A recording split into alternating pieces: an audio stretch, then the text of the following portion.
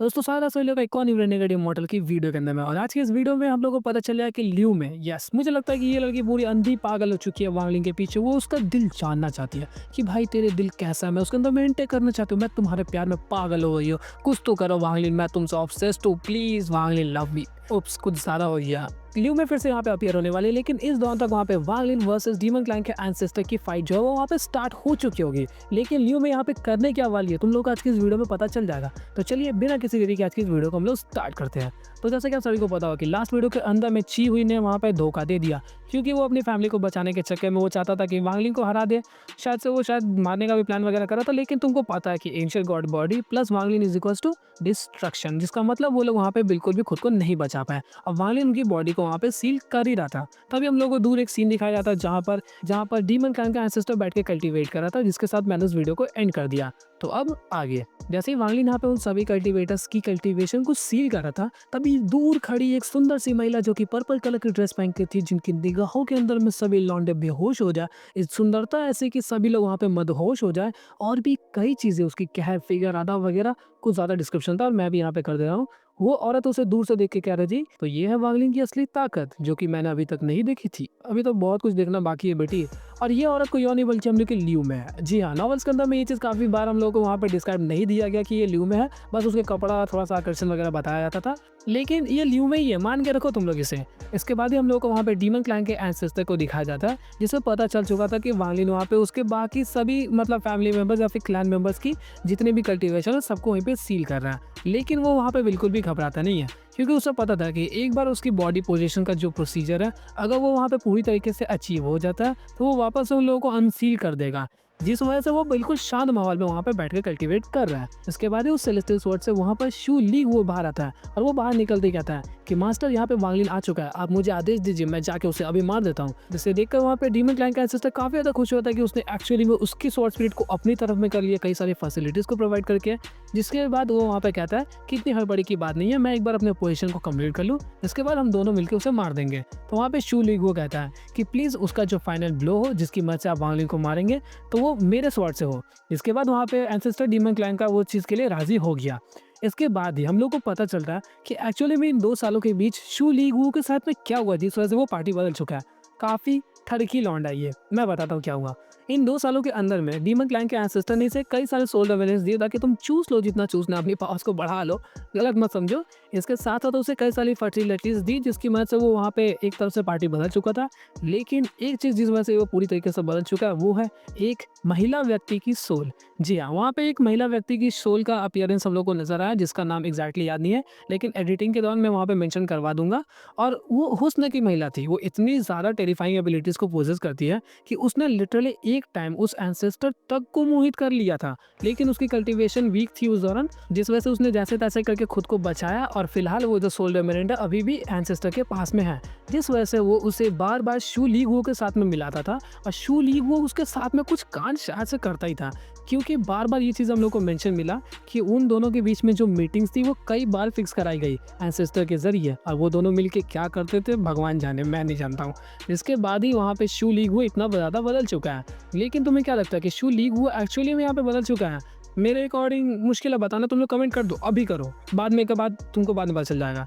इसके बाद वो एंसेस्टर उसे वापस से सेलेस्टियल स्वॉर्ड में रख दिया। इसके बाद ही हम लोग को फिर से वांगलिन को दिखाया जाता है, और जब वहाँ पे वांगलिन देखता है कि वो एंसेस्टर अभी भी बाहर नहीं आ रहा, तभी उसे महसूस होता है कि माउंटेन्स के बीच में कुछ हलचल हुई।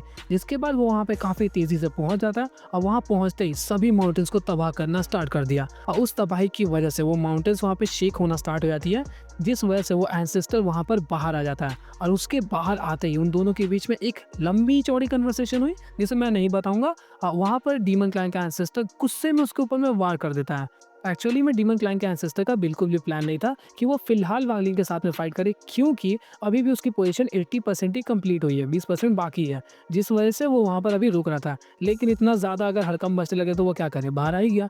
उसके बाद ही जब उसने पहला वार किया तो वांगलिन अभी तो पागल है ही, उसने भी एक काफ़ी तेज़ पंच उसकी तरफ में बढ़ा, और जैसे ही दोनों की पंच वहाँ पर टकराती है काफ़ी तेज़ ब्लैक ऐश महसूस हुआ, सिर्फ और सिर्फ एंसेस्टर के ऊपर में, क्योंकि यहाँ पे वांगलिन को कुछ नहीं होता, वो बस पीछे की तरफ हट जाता है। जिसे देखकर वहाँ पे वो लिटरली डर गया। यस, वो एंसेस्टर घबराने लगता है कि वो इतनी जल्दी इतना ज़्यादा कैसे पावरफुल बन गया। जिसके बाद वो समझ जाता है कि वो इसके साथ में वन ऑन वन फाइट में बिल्कुल भी नहीं टिक सकता। जिस वजह से उसने थोड़ी सी स्पिरिचुअल एनर्जीज का भी इस्तेमाल किया और उसके ऊपर में वार करना स्टार्ट कर देता है। लेकिन स्टिल वो अभी भी वांग लिंग के ऊपर में एक भी वार नहीं कर पा रहा था। इसके बाद अब उसे कोई भी ऑप्शन नहीं बचा और उसने गुस्से में वहाँ पर निकाल दिया सेलेस्टियल स्वॉर्ड को। और पता चलेगा कि शू लीग वो एक्चुअली में किसकी तरफ में है। जिसके बाद उसने काफ़ी तेज़ वांग लिंग के ऊपर में एक वार किया जो कि काफ़ी तगड़ा था और उसी स्वॉर्ड के अंदर से थोड़ी सी ब्लैक फॉक्स निकलती है और उसके अंदर से शू लीग वो भी बाहर आता है। और जैसे ही वो वार वांग लिंग की तरफ में पहुंच जाता तो वांग लिंग के चेहरे के एक्सप्रेशंस वहाँ पे बिल्कुल चेंज नहीं होते, बल्कि वो उल्टा वहाँ पे मुस्कुरा रहा था। और जैसे ही वो मुस्कुराहट वहाँ पे अपीयर हुई तो वहाँ पे शू लीग वो फट से पलटता है, एक ही बार में एंसेस्टर का बायां हाथ गायब। ठीक है, अब तुम लोग समझ गए हो कि किस पार्टी में है, क्योंकि एक्चुअली में ये हाथ हमको दे दे ठाकुर वाला सीन हो गया। उसने उसका बायां हाथ काट दिया और यहाँ पर वांग लिंग इसलिए मुस्कुरा रहा था क्योंकि उसे पता है कि शू लीग वो कभी भी पार्टी नहीं बदलने वाला। यहाँ पर ये चीज़ डिस्क्राइब मिला। पूरे इस चैप्टर के अंदर में फाइट नहीं होती, बल्कि सिर्फ बताया जाता है कि शू लीग वो क्या क्या कर सकता है। और इसके साथ ही हम लोग को ये भी मेंशन मिला कि शू लीग ने यहाँ पर क्यों पार्टी नहीं बदली। यहाँ पर हमें पता चलता है कि शू लीग वो इतने सालों से वांग लिंग के साथ में उसे काफ़ी ज़्यादा फैसिलिटीज़ मिलती है, लेकिन स्टिल वांग लिंग रूड है। लेकिन वांग लिंग को वो अभी भी पसंद करता है। और एक चीज़ उसे सबसे ज़्यादा घबराती थी, वो था वांग लिंग का बदला। क्योंकि वो इतने सालों से वांग लिंग के साथ रह रहा है, उसने देखा है कि वांग लिंग के जितने भी दुश्मन हैं, वांग लिंग उन्हें जिंदा नहीं छोड़ता है। और उसे पता है कि भले ही एंसेस्टर कितना ही पावरफुल क्यों ना हो, वांग लिंग उसे ज़रूर मार देगा। जिस वजह से उसने पार्टी बदलने के बारे में सोचा भी नहीं था। इसके बाद ही जैसे ही वो वांग लिंग के पास पहुंचता है तो वो उससे एक रिक्वेस्ट करता है कि प्लीज़ उसके पास में जो बैग ऑफ होल्डिंग्स है उसके अंदर में एक सोल रेमिनेंट है, उससे आप प्लीज़ खींच लीजिएगा उसे मारते समय। तो वहाँ पे वांग लिंग कहता है बस एक छोटी सी बात, ले हो जाएगा पूरा। जिसके बाद उन लोगों की जो फाइट थी अब वो नेक्स्ट लेवल पहुंच गई। यहाँ पर एंसेस्टर का मुंह देखने लायक था, मतलब लिटरली उसका काफ़ी बड़ा वाला कट गया। वो अभी भी विश्वास नहीं कर पा रहा था कि उसने लिटरली उस सोल की मदद से इस सोल को कैप्चर नहीं कर पाया, तो वो जिंदगी में क्या ही उखाड़ेगा। जिसके बाद उसका जो गुस्से का पारा था वो नेक्स्ट लेवल पे पहुंच गया। और इसलिए नहीं क्योंकि वहाँ पे संग ने उसे बदले ले लिया, इसलिए क्योंकि शू लीग ने उसे धोखा दे दिया। जिसके बाद वो इतना ज़्यादा गुस्सा हो गया उसने लिटरली एक और काफ़ी तेज़ हमला किया, जिसकी वजह से वहाँ पे काफ़ी तेज़ कुछ ब्लैक फॉक्स वगैरह अपीयर होते हैं। और वो जो फॉग वगैरह था वो एक अलग तरीके का बीस्ट में क्रिएट हुआ था। और वो बीस्ट लिटरली इतना ज़्यादा पावरफुल था कि मतलब एक हद तक वांग लिंग को टक्कर दे सकता था। तो वांग लिंग समझ जाता कि उससे लड़ने के लिए सेलेस्टियल स्वॉर्ड काफ़ी नहीं है। जिस वजह से उसने वहाँ पर निकाला एक सोल फ्लैग। जी हाँ, ये वही सोल फ्लैग नहीं है, बल्कि एक्चुअली में ये था 10,000 सोल फ्लैग, जिसे वांग लिंग ने खुद रिफाइन किया। और इसकी बॉडी के अंदर में जो मेन प्राइमरी सोल है वो किसी और का नहीं बल्कि ली वानफंग का है। मतलब इसकी पावर्स भी अब एक्सट्रीम लेवल पे पहुंच चुकी है। इसके बाद उसने वहाँ पे कई सारे लैंसेस को क्रिएट किया। उस लैंस के हमले से आसानी से उस बीस्ट को वहाँ पर हरा दिया। उससे हराने के बाद ही एंसेस्टर समझ चुका था कि इसे हराने के लिए कुछ तगड़ा वाला चीज़ लगाना पड़ेगा। जिसके बाद उसने वहाँ पे कुछ मंत्र वगैरह पढ़े, कुछ सीड्स वगैरह क्रिएट किए। इसके अंदर ही अंदर वो जो बड़ा सा माउंटेन रेंज था उसके अंदर में जो सबसे बड़ा माउंटेन नज़र आता है वो बीच से फट गया। लिटरली उस पहाड़ के दो टुकड़े हो गए। उसके अंदर से एक काफ़ी बड़ा कुल्हाड़ी बाहर आता है। जैसे ही वो कुल्हाड़ी वहाँ पर बाहर आता है उसके अंदर से इतनी ज़्यादा टेरिफाइंग ऑरा रिलीज हो रही थी जो कि वांग लिंग को लिटरली घबरा देती है। मतलब उतना नहीं घबराता जितना तुम लोग सोच रहे हो, लेकिन वो फील कर पा रहा था कि कितना ज़्यादा टेरिफाइंग है। इसी दौरान वहाँ पे वो डेमन क्लैन का एंसेस्टर बताता है कि एक्चुअली में ये एक ऐसा एक्स है जिसे मेरे एंसेस्टर्स ने इस्तेमाल किया था जब वो इस प्लैनेट के ऊपर में आए थे। और उस दौरान उन लोगों ने इसकी मदद से 9 लीफ शैमन्स को मार दिया था। मतलब समझ सकते हो कि वो कितना तगड़े कल्टिवेटर्स थे और इस एक्स की मदद से 9 लीफ शैमन्स को मारा, मतलब सोच सकते हो। इसी दौरान वहाँ पे वांग लिंग समझ जाता है कि इसकी जो पावर्स है इसकी बराबरी करना मेरे लिए काफ़ी ज़्यादा मुश्किल होगा। तभी उस एक्स के अंदर से काफ़ी सारी ऑरा वहाँ पे रिलीज होने लगती है जो कि थोड़ी फॉगी टाइप की थी और वो सीधा उस एंसेस्टर के बॉडी में एंटर करने लगती है। और फिर उसके बाद ही वो जो ऑरा थी उसकी मदद से उसका जो लेफ्ट हैंड वहाँ पे कटा हुआ था वो वापस से वहाँ पे रीगेन होना स्टार्ट हो गया और वो पूरी तरीके से वहाँ पे बन भी जाता है। जिसके बाद वो इतना पावरफुल ऑरा रिलीज करने लगता है कि वांग लिंग वहाँ पे खुद को सप्रेस्ड भी फील करने लगा। तो इसी दौरान वहाँ पर वांग लिंग के पास में कोई भी प्लान नहीं बचा तो उसने निकाला सोल फ्लैग को। और इस दौरान ये 10,000 सोल फ्लैग नहीं था बल्कि 1 बिलियन सोल फ्लैग था। जैसे ही वहाँ पे वो 1 बिलियन सोल फ्लैग अपीयर होता है तो इससे देखकर वो एंसेस्टर की हालत बिल्कुल ख़राब हो गई, क्योंकि उसने कभी भी गेस नहीं किया था कि सोल डिफाइनिंग सेट का सबसे तगड़ा ट्रेजर, जो कि पूरे कॉन्टिनेंट के टॉप ट्रेजर्स के अंदर में उसकी काउंटिंग वगैरह होती है, तो वो वांग लिन के हाथ में उसे देखेगा। और वो भी इतना पावरफुल ऑरा रिलीज कर रहा था कि उन दोनों के क्लैश से आसपास के अंदर में काफ़ी ज़्यादा डिस्ट्रक्शन फोर्स भी क्रिएट हो रही थी। तो इसी दौरान जैसे ही वहाँ पे वो सोल फ्लैग अपीयर होता है तो हम लोगों को दूर फिर से पहाड़ों के अंदर में एक और सीन दिखाया जाता है, जहाँ पर एक लड़की नहीं बल्कि वही औरत जिसने पर्पल कलर का ड्रेस पहना हुआ था मुस्कुरा रही थी, वो कहती है कि आखिरकार यही कारण है जिस वजह से उस बुड्ढे दूतिया ने मुझे सोल रिफाइनिंग सेट से भगा दिया, ताकि वो वांग लिन को खुद का सोल फ्लैग दे सके। और जैसे ही वो लड़की ये बात को बोलती है, मैं समझ जाता हूँ कि ये कोई और नहीं बल्कि ल्यू में है। इस वजह से मुझे पता था कि पास्ट के दौरान वो जो लड़की अभी जिस बारे में मैंने बताया, वो भी ल्यू में ही थी, क्योंकि मैंने आगे पीछे दोनों का पढ़ा हुआ था और मैंने तुमको पहले ही बता दिया कि वो ल्यू में है।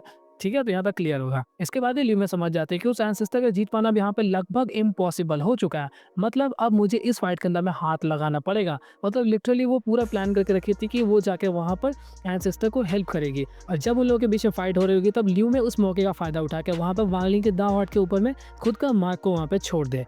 लेकिन जैसे ही वो वहाँ पे 2 कदम आगे की तरफ बढ़ती है, तभी सडनली उसके सामने में एक कल्टीवेटर आ जाता है और उसने पहना हुआ था स्ट्रॉ हैट। मैं तुमको बताना भूल गया कि जब यहाँ पर वांग लिन आने वाला था, उससे पहले ही हम लोग को एक सीन दिखाया गया युनक्वेस्ट जी का। युनक्वेस्ट जी ने जैसे ही सुना कि वहाँ पर वांग लिन ने ली युआनफेंग को मार दिया, जिसके बाद वो समझ जाता है कि उसने जिस आदमी को चुना वो गलत नहीं है, और उसके पास में एक और कल्टीवेटर खड़ा था जो कि काफ़ी ज़्यादा पावरफुल था और वो मिडिल ईस्ट के आसपास में था। और उसको वो बोलता है कि तुम जाके ल्यू में से एक बार लड़ो। मुझे पता है कि तुम उसके खिलाफ लड़ नहीं पाओगे, लेकिन एक बार लड़ो ताकि तुम्हें अंदाज़ा मिल जाए कि ल्यू में के जो डोमेन है वो कितना ज़्यादा पावरफुल है या फिर कितना पानी में है। साथ ही साथ उसने अपना स्ट्रॉ हैट भी दिया ताकि वो उसकी मदद से पहचान ले कि वो कौन है। तो जैसे ही वो कल्टीवेटर यहाँ पर अपीयर होता है ल्यू में से लड़ने के लिए, तो यहाँ पर ल्यू में उस स्ट्रॉ हैट को देख के समझ जाती है कि उसे किसने भेजा। ऑफकोर्स वही बुड्ढे ने, जो कि युनक्वेस्ट जी है। जिसके बाद हम लोगों के बीच में थोड़ी सी कन्वर्सेशन होती है और हम लोगों को थोड़ी देर बाद ही पता चलता है कि ये कल्टीवेटर एक्चुअली में पहली बार अपीयर नहीं हुआ है, बल्कि ये वही कल्टीवेटर है जो कि वांग लिन जब नेसेंट सोल था और वो सोल फॉर्मेशन में ब्रेक थ्रू करने वाला था, तो वो उसे मिला था। तो उस दौरान इस कल्टीवेटर ने एक ऐसा डोमेन को सिलेक्ट किया जिस वजह से इसे एक अच्छे डिसाइपल को चुनना पड़ेगा और उसके साथ काफ़ी अच्छी बॉन्डिंग को क्रिएट करके लास्ट में उससे ब्रूटली मारना पड़ेगा। सिर्फ मार नहीं देना बल्कि ब्रूटली मारना है, ताकि वो धीरे धीरे तड़पे, जिस वजह से उसका वो डोमेन क्रिएट होगा। जिस वजह से इसका जो डोमेन था वो एक्चुअली में नो इमोशन डोमेन था। फिर उसके बाद इन लोगों के बीच में जो कन्वर्सेशन था वो खत्म हो जाता है और वहीं पर ज़ाओ वुताई ने अपना डोमेन को निकाल दिया। उस डोमेन को देख के वहाँ पे ल्यू में छोटे मोटे कॉम्प्लीमेंट मारती है, लेकिन इसके बाद ही उन लोगों के बीच में फाइट आगे बढ़ी या फिर नहीं, इस बारे में हम लोग को नहीं दिखाया जाता। और फिर से हम लोग का फोकस आ गया था एंसेस्टर वर्सेस वांग लिन के ऊपर में। उस एंसेस्टर की ऑलरेडी हालत इतनी ज़्यादा खराब थी कि वो उसके सामने लड़ा ना सके, और जब उसने 1 बिलियन सोल ट्रैक को देख लिया तब वो समझ गया कि हो गया, मतलब अब कोई नहीं बचा सकता मुझे। तो इसी दौरान हम लोग को पता चलता है कि वो जो 1 बिलियन सोल फ्लैग है उसके अंदर में 12 सोल ट्रांसफॉर्मेशन के कल्टीवेटर्स की सोल है, इसके साथ 100 से भी ज़्यादा सोल फॉर्मेशन की सोल्स है, और इसके साथ साथ नेसेंट सोल की कितनी सारी है वो किसी का अंदाज़ा भी नहीं है। और ये इतना तगड़ा था कि 1/3 पार्ट भी उसको आसानी से हरा सकता था। इसके बाद ही उसकी जो ऑरा थी, मतलब वो जो एक्स था, उसकी भी पावर्स काफ़ी ज़्यादा थी, लेकिन एंसेस्टर के पास में पूरी ब्लड लाइन का अवेकन नहीं होने की वजह से उसने इसकी फुल पोटेंशियल को इस्तेमाल नहीं कर पाया, जिस वजह से यहाँ पे जो एक्स का ऑरा था वो वहाँ पे सप्रेस हो जाता है और वांग लिन का सोल फ्लैग वहाँ पे ज़्यादा पावरफुल नजर आया। इसी दौरान उसके अंदर से अनगिनत सोल वहाँ पे निकलना स्टार्ट हो जाते हैं और एक एक करके उसके ऊपर में वार करना स्टार्ट कर दिया। फिर इसके बाद ही उस डीमन क्लैन के एंसेस्टर के बॉडी को पूरी तरीके से वो सभी सोल्स घेर लेते हैं और उसकी पावर्स को धीरे धीरे करके डिवोर करते जा रहे थे। इसी दौरान वो एंसेस्टर समझ जाता है कि अब उसका बच पाना लगभग इम्पॉसिबल है। तभी उसने उस सोल्स के अंदर से एक क्रैक को क्रिएट किया और बाहर आकर उसने एक ऐसा हमला किया जो कि उसने सुनताई के ऊपर में अप्लाई किया था। यस, ये वही हमला था जिसकी मदद से एक वोर्टेक्स वहाँ पे क्रिएट हो जाएगा और उस वोर्टेक्स के अंदर में वांग लिन खिंचा जाएगा, और जैसे ही उस वोर्टेक्स के अंदर में वो अंदर खिंचाने वाला होगा तो वो कहीं और जाकर ट्रांसफर हो जाएगा, जिस वजह से वांग लिन ने ऑलरेडी वहाँ पे एक बैकअप क्रिएट कर रखा है। और जैसे ही वांग लिन देखता है कि उसने उस वोर्टेक्स को क्रिएट कर दिया, तो तभी वहाँ पर वांग लिन ने अपने स्पिरिचुअल एनर्जीज का इस्तेमाल करके उस एक्स को भी खींचने का ट्राई किया। इसके साथ साथ उसके पास में वो जो पोटली थी बैक्स ऑफ होल्डिंग, उसको भी खींचने का ट्राई किया।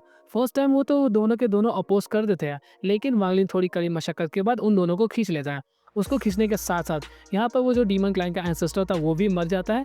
इनफैक्ट यहाँ पे वांग लिन भी उस वोर्टेक्स के अंदर में पूरी तरीके से अब्जॉर्ब हो गया।